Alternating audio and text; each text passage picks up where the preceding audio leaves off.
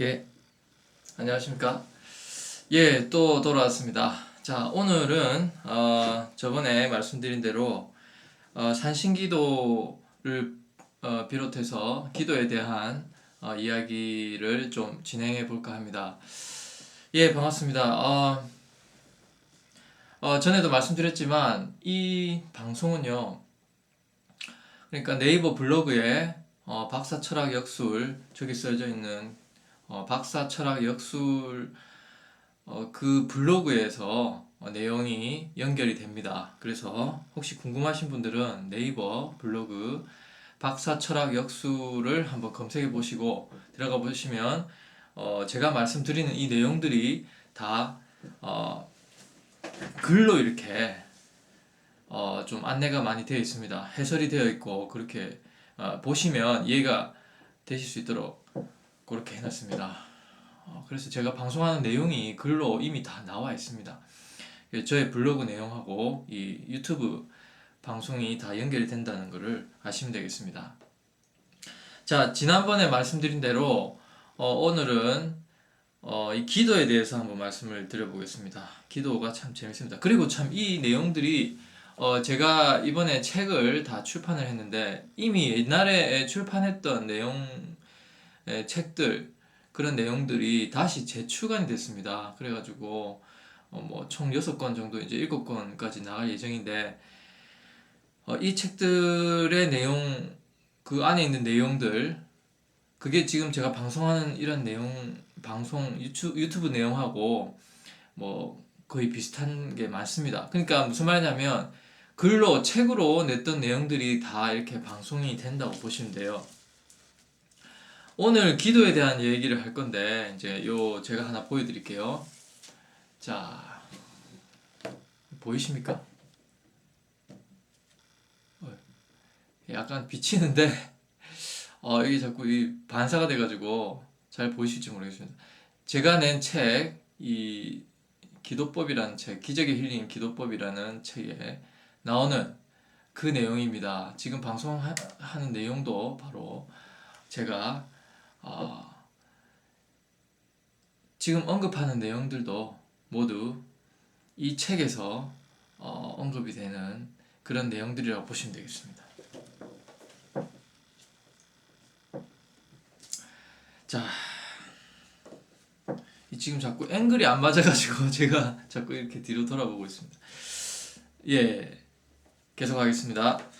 자, 그래서 제가 오늘 방송하는 내용도 다 제 책에 있는 내용인데 혹시 궁금하시면 요거 보시면 되겠습니다.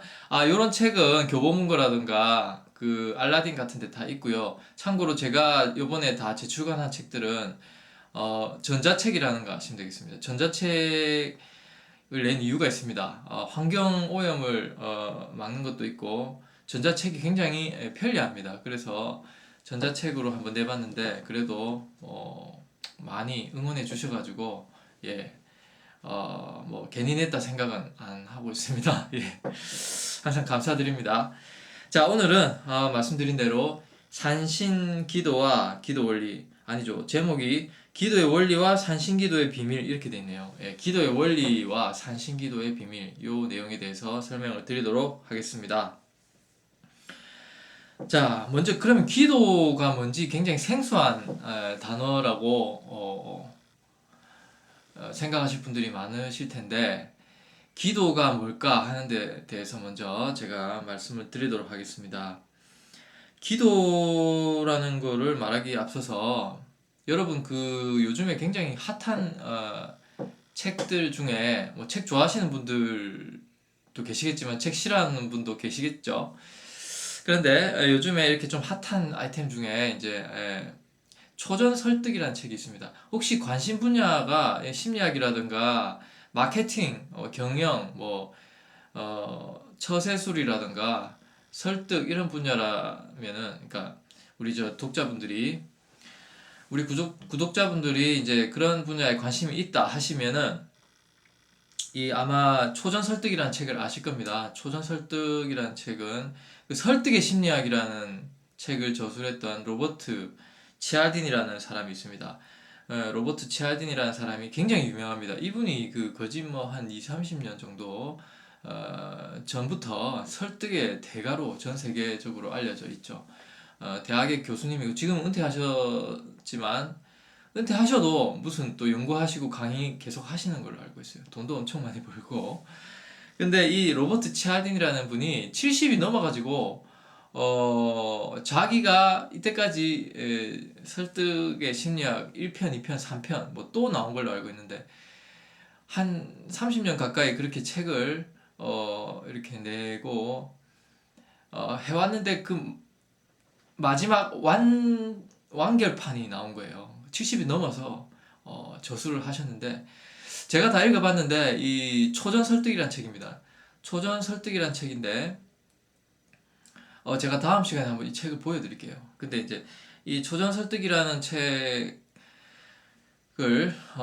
내셨는데 그냥 뭐 가십거리로 내셨다거나 뭐 이제 70 넘어서 늙음하게 뭐 이렇게 좀 재미로 낸 책이 아닙니다. 제가 볼 때는 설득의 심리학의 완결편이면서 정말 재밌어요. 책도 충실하고 그리고 내용도 충실하고 그리고 이 내용이 방대한 그 연구 자료를 통해서 이렇게 구성이 됐다는 게 정말 신기할 정도입니다. 아무튼 그 설득의 심리학이라는 책에 보면 이제 제가 왜 이 말씀을 드리냐면 기도에 대한 이야기가 잠깐 나와요. 자, 그래서 그 책이 대단한데 아무튼 그 로버트 치알딘이라는 교수님이 저술하신 책 속에 이제 내용을 제가 언급을 할 겁니다. 하여튼 그 책이 대단합니다. 다음 시간에 꼭 한번 제가 다루겠습니다.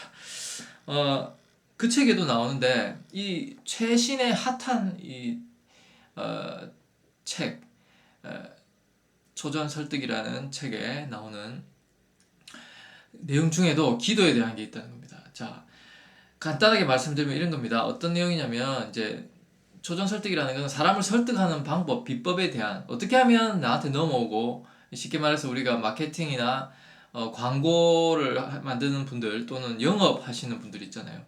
예, 그런 분들이 읽는 책입니다. 근데 이제 그런 종류의 책인데 그 책의 내용 중에 이런 게 나오는 거예요. 이제 기도의 힘에 대해서 간단하게 언급을 하고 있습니다.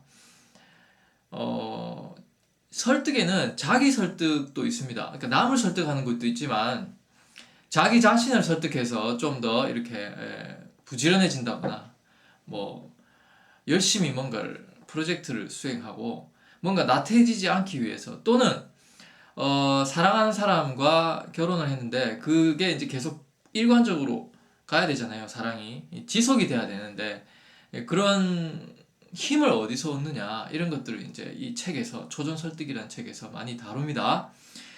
그런데 그 내용 중에 기도라는 게 있습니다.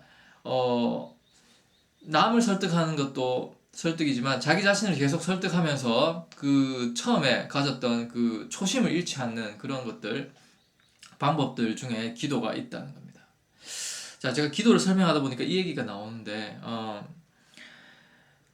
이 저자 로버트 치알디니는 초전 설득이란 책에서 기도를 어떻게 설명하고 있냐면 이런 겁니다. 자기 설득이라든가 자기 자신을 좀 더 뭔가 이렇게 일관성 있게 만들기 위해서 예를 들면 결혼을 한 부부가 있어요. 그러면 이제 그 부부가 계속 사랑을 유지하기 위해서 서로에 대한 감정을 유지하기 위해서 그 이제 꼭 자기 설득도 될 수 있고 상대방을 설득하는 것도 될 수 있지만 자기 설득의 의미가 좀 크겠죠. 그래서 이제 그런 사랑을 점점 이렇게 이제 사랑이 식어가잖아요. 이렇게 결혼 생활을 하다 보면 보통 3년이라고 말을 하는데 그 이상도 이 식지 않는 그러니까 그 사랑, 그렇죠. 결혼 생활을 유지하기 위해서는 사랑이라는 게 계속 이제 이 유지가 돼야겠죠. 그 강도가 지속이 돼야 되는 겁니다. 그러면은 이제 무엇이 필요하냐면 기도가 필요하다는 겁니다. 뭐 여러 가지를 언급합니다. 그 책에서는 그 중에 하나가 기도가 있는데 예를 든 거죠. 기도라는 걸 하면 이렇게 우리가 상대방을 사랑하는 마음도 계속 이렇게 좀 지속시킬 수가 있고 처음 가졌던 그 초심이죠. 그리고 결혼 생활에 대한 책임감 같은 것도 계속 지속을 할 수 있다. 이런 내용을 이제 다루고 있습니다. 그러면 그 핵심 도구가 뭐냐면 이제 기도라는 거죠. 기도라는 거에 대해서 예를 든 설명으로 잠깐 지나가지만 그 책에서 기도의 힘에 대해서 잠깐 나옵니다. 그래서 기도는 뭐냐면 이런 겁니다. 자, 우리가 잘 살게 해주세요. 내가 예를 들어서 뭐 누구와 결혼했는데 그 사람을 계속 사랑하게 해주세요. 이렇게 기도를 하는 거예요. 뭐 종교적인 기도도 좋고 뭐 그냥 천지신명에게 하는 기도도 좋고 조상 기도도 좋고 다 좋습니다.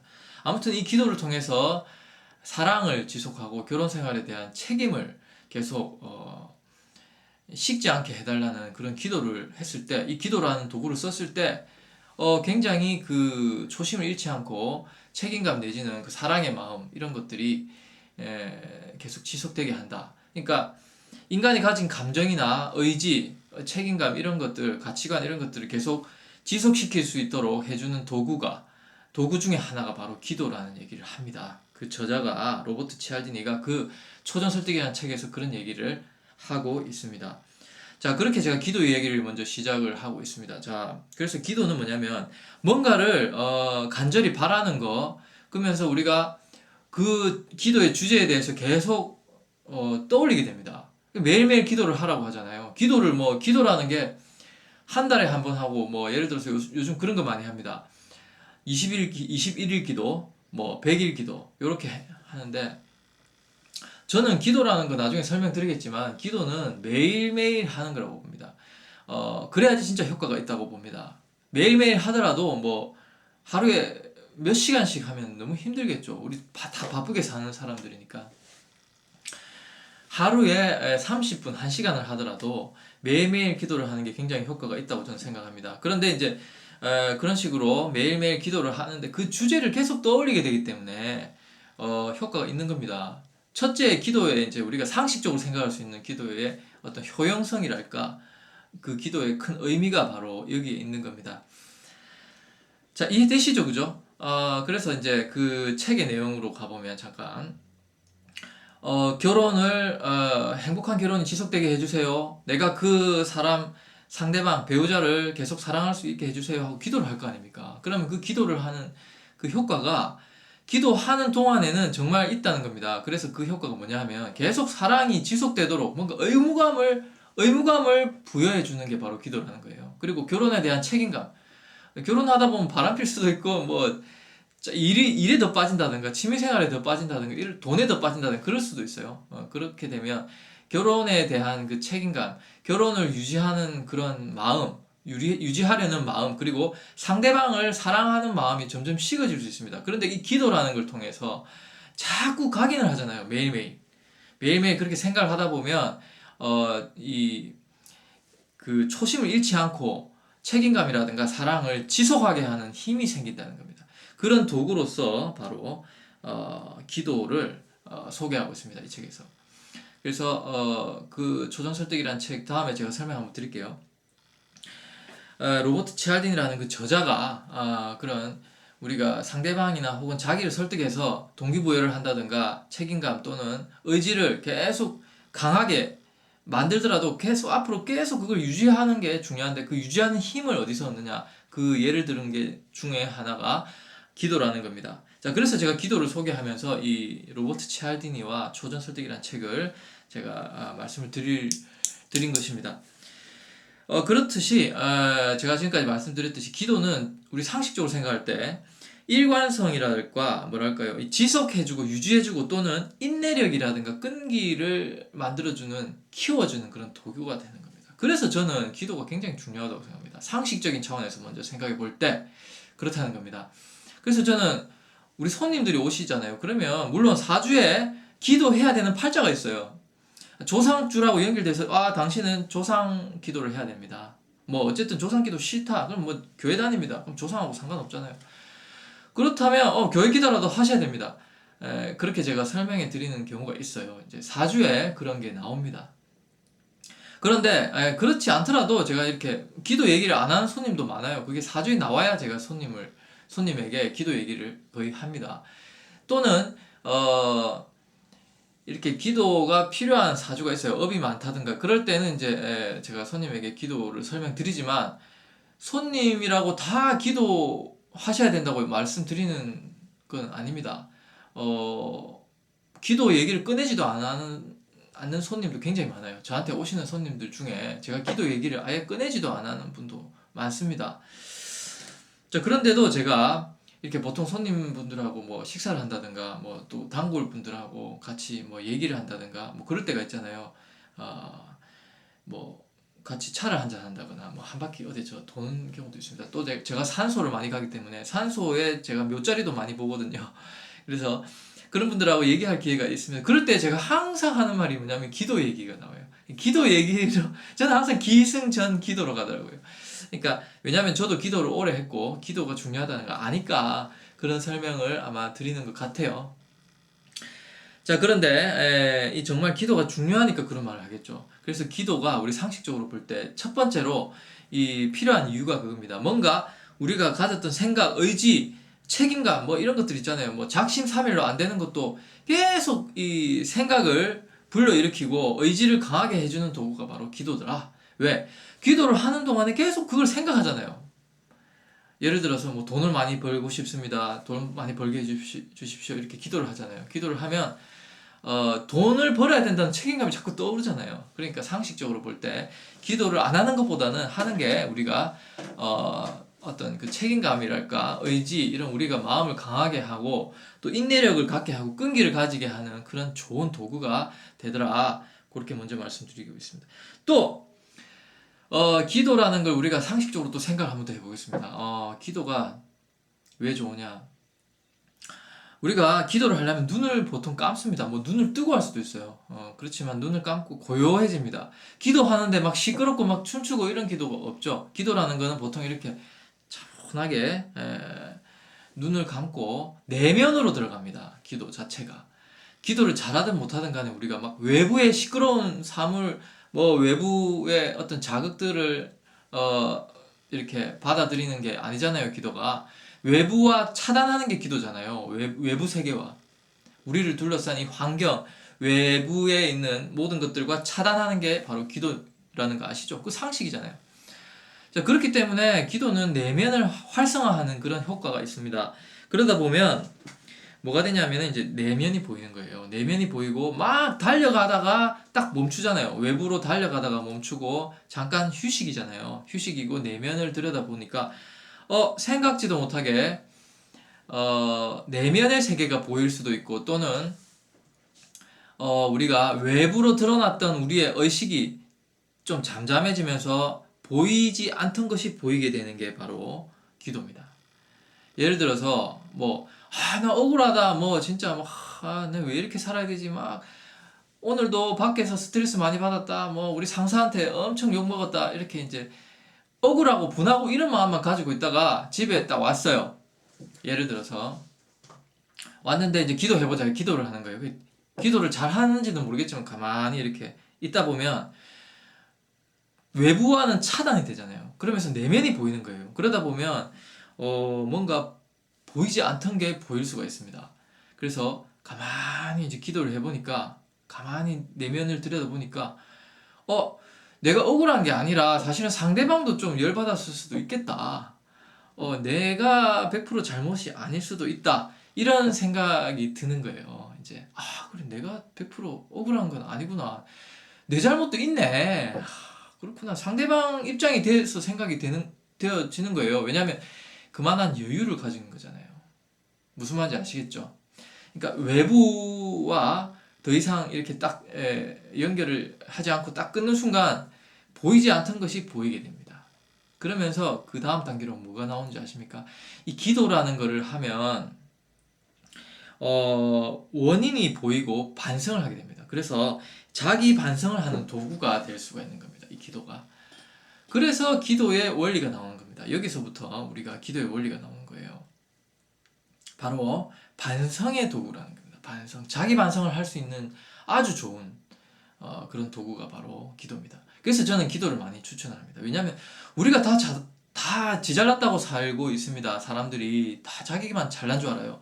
자기만 잘났고 다 상대방이 나쁘고 이 환경 탓을 합니다. 뭐 부모 탓하고 조상 탓하고. 근데 이 기도를 해보면 자기 내면이 보이면서 아, 자기도 참 못난 인간이라는 걸 알게 되는 겁니다. 그게 보여요, 이제. 그래서 기도라는 게 굉장히 자기 반성의 도구라는 게 되는 겁니다. 그러면 이 기도의 원리에 대해서 이제 한번 제가 생각을 해보겠습니다. 그러면 자, 의문이 하나 들 겁니다. 지금쯤. 뭐냐면은 기도를 하는 게 그러면 기도를 꼭 해야 되나? 명상도 있지 않느냐? 명상이나 기술연 이런 거는 그것도 역시 차분하게 내면으로 들어가는 거잖아요. 외부와의 어떤 그 차단을 하고 외부와는 차단을 하는데 내면으로 들어가는 게 명상이나 기술연 이런 것도 있더라 이겁니다. 그러니까 기도만 내면으로 들어가는 게 아니에요, 사실. 맞아요. 여러 가지 도구가 있을 수 있습니다. 마인드 컨트롤 이런 것도 있고요. 자, 그러면 저는 왜 기도를 강조하는지 그것부터 먼저 말씀을 드릴게요. 기도라는 거는 가장 중요한 게 저는 뭐라고 생각하냐면은 이 내면을 들여다볼 때 보이지 않는 게 보이게 되고 반성을 하고 회개하고 자기 반성하고 이런 거라고 생각해요. 그게 제일 중요하다고 생각합니다. 우리 보통 기도하면은 뭐를 제일 먼저 떠올리십니까? 아, 뭐 복 주세요, 돈 좀 벌어주세요, 뭐 이런 게 기도라고 많이 생각하는데 그게 아닙니다. 기도는 가장 기본적으로 자기 반성입니다. 그리고 보통 종교에서 그렇게 말하잖아요. 교회나 불교 이런 데서 기독교, 천주교에서 회개하라, 회개하라 이러잖아요.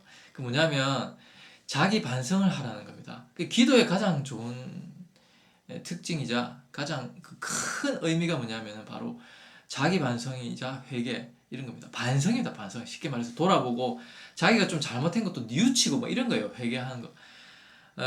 이런 게 바로 기도의 가장 큰 의미라고 할 수 있죠.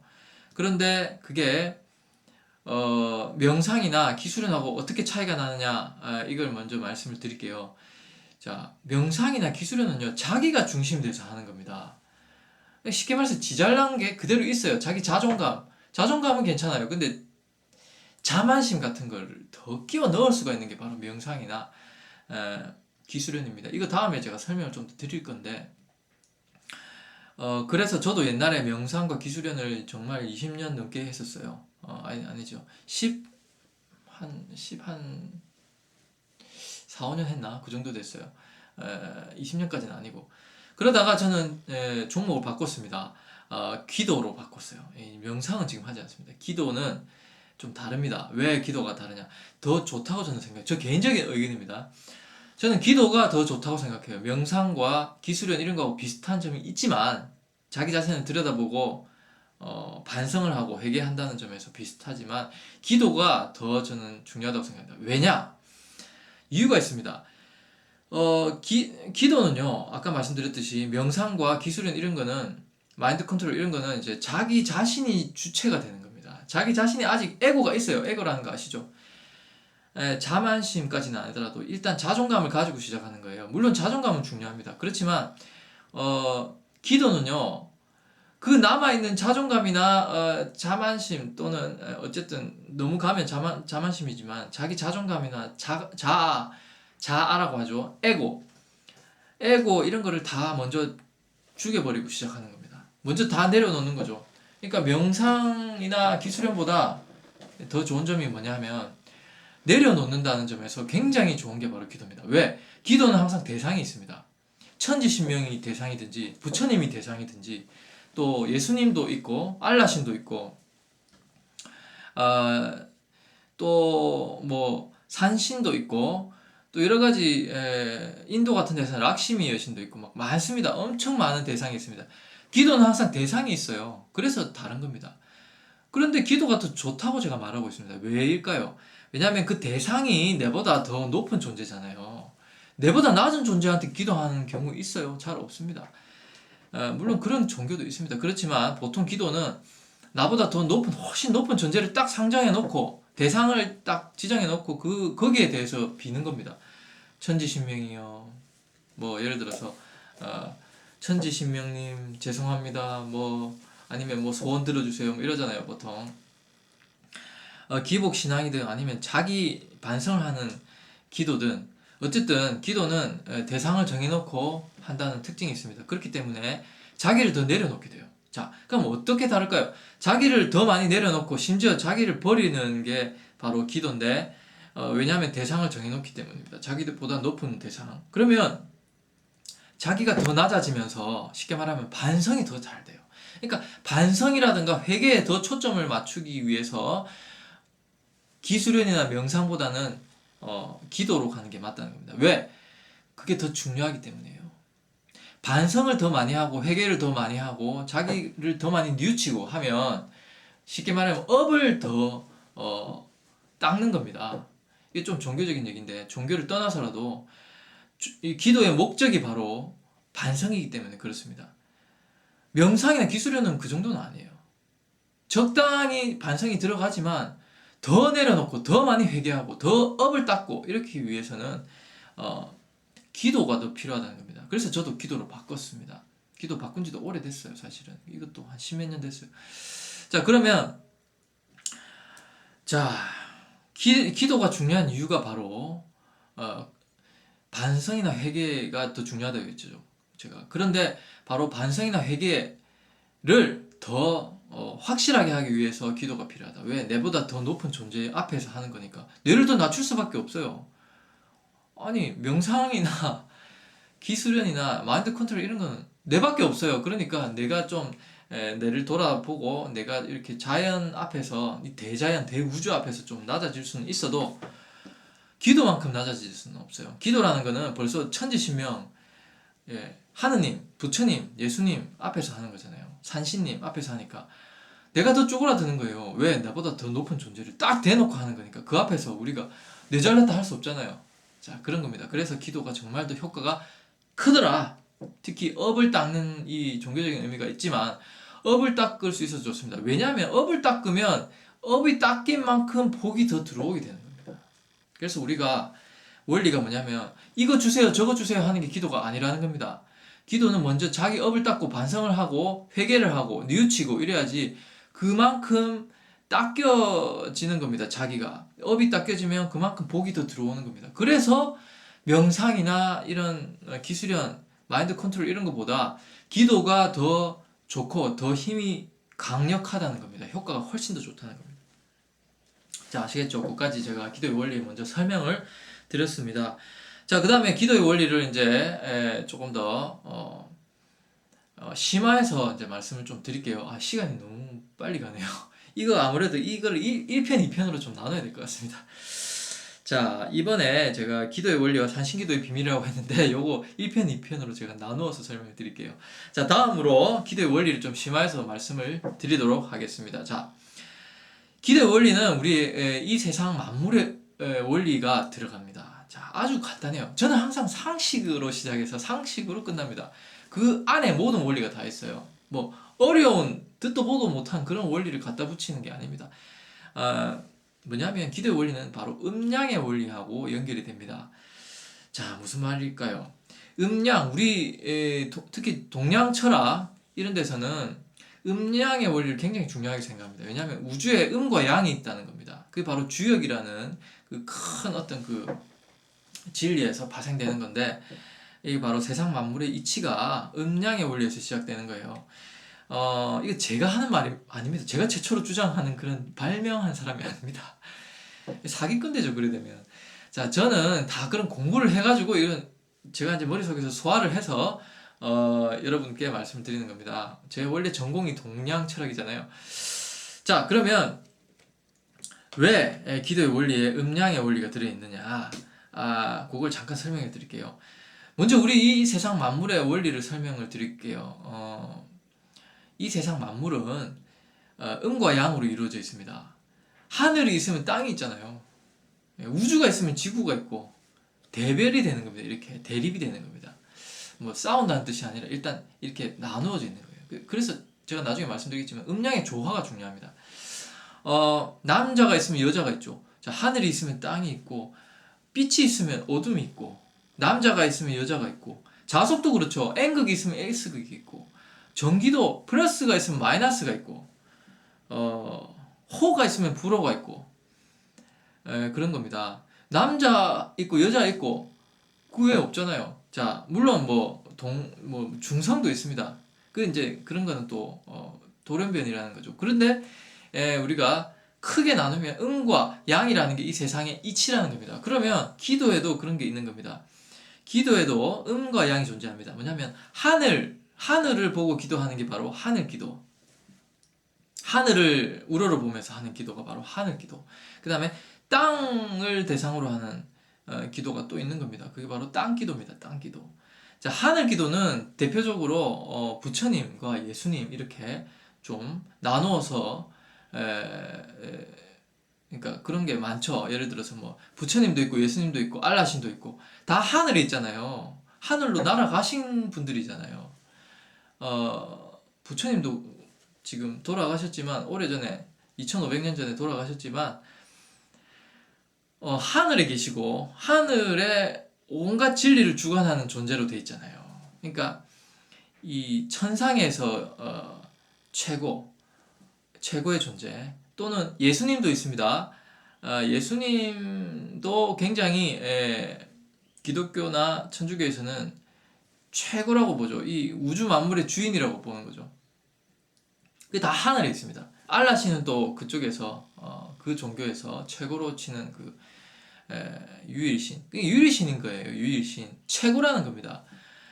최고의 존재, 우주에서 최고, 우주 최강. 예, 그런 존재 이해되시죠? 그런 존재를 이렇게 받들고 추앙하고 그런 존재를 대상으로 기도하는 게 하늘 기도라고 저는 이름을 붙였습니다. 하늘을 하늘, 천지신명. 그런 거를 대상으로 하는 기도가 바로 하늘 기도다.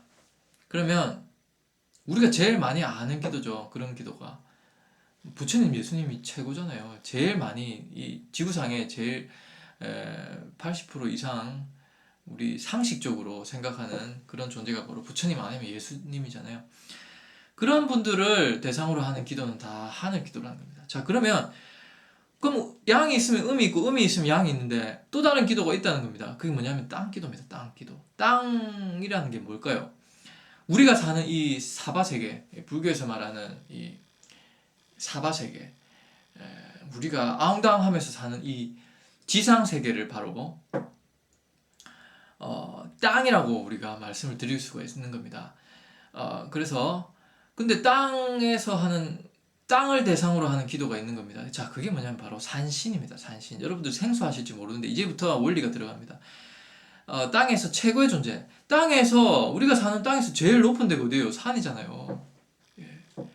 바로 그 땅에서 제일 높은 존재가 산이고 산신입니다. 아주 간단합니다. 뭐 이해되시죠? 이게 너무 쉽잖아요. 근데 이 산신이라는 이 존재가 바로 땅 기도의 핵심인데 산신 기도죠. 근데 이 땅을 상징하는 게 또 있습니다. 뭐냐면 우리 조상입니다. 왜냐하면 우리를 낳아주시고 우리의 조상들, 선조들, 이미 돌아가신 선조들이 우리를 보살핀다 하잖아요.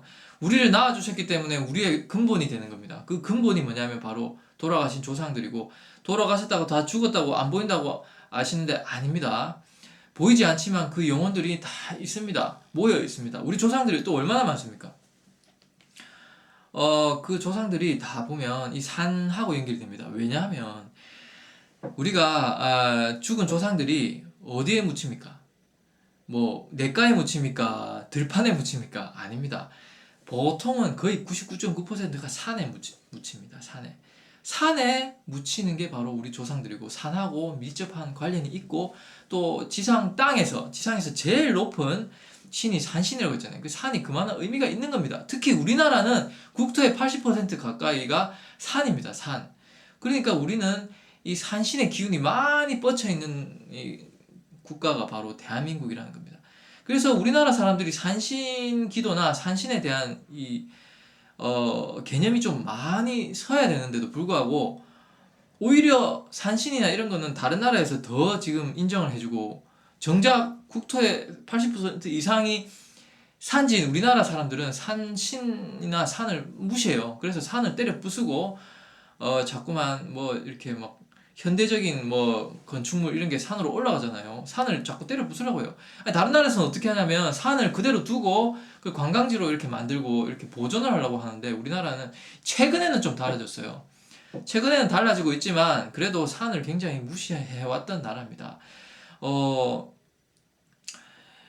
원래 이런 얘기도 좀 제가 알고 있는데 원래 산을 굉장히 우리가 추앙하고 아주 이 산을 무서워했던 민족입니다, 우리나라가. 그래서 원래 입산이라는 말을 썼어요. 입산. 뭐냐면은 드디어 산의 품 안으로 들어간다. 산이 우리의 조상이고 우리의 부모라는 개념이고 산에 올라가고 싶을 때 입산이라는 개념을 썼는데 이제 일본이라든가 다른 나라의 그런 영향을 많이 받아가지고 등산이라는 말을 많이 쓰게 됐어요. 등산 요즘 다 등산 간다 하잖아요. 누가 입산한다 합니까?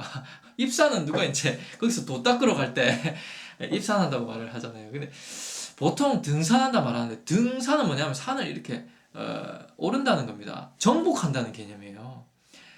산을 정복한다는 개념은 얼마나 예, 어, 버릇없는 개념입니까? 사실은 그 잘못된 거거든요.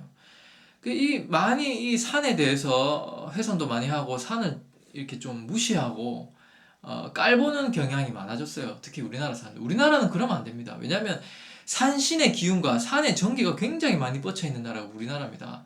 우리나라만큼 산이 이렇게 저 북한에서부터 이렇게 태백산맥을 타고 내려오면서 뼈대를 갖춘 나라가 없습니다. 거의 없어요. 미국요? 미국도 뼈대 있는 줄 아십니까? 뼈대 없어요. 벌판입니다. 뭐 산도 많죠. 로키 산맥, 제가 로키 산맥 근처에 살았었는데 잠시. 일본은 더 합니다. 일본은 아예 산에 대한 맥이 없는 나라입니다. 우리나라는 산맥이 있고 산맥이라는 게 있는 나라고 산에 전기가 쫙쫙 뻗쳐나고 있고 누구 하나 우리나라 국민 중에 한 사람이라도 우리나라에서 태어났다면 산에 전기를 입고 태어나지 않은 사람이 없어요. 자, 그래서 예, 땅 기도를 제가 설명하다가 그러니까 땅의 존재, 하늘의 존재, 땅의 존재, 기도, 하늘 기도, 땅 기도에 대해서 설명하다가 이렇게 얘기를 하게 됐습니다. 자, 지금 너무 기니까 제가 오늘 이야기는 이 정도로만 하고요. 제가 2편에서 다시 얘기를 이어나가도록 하겠습니다. 예, 감사합니다.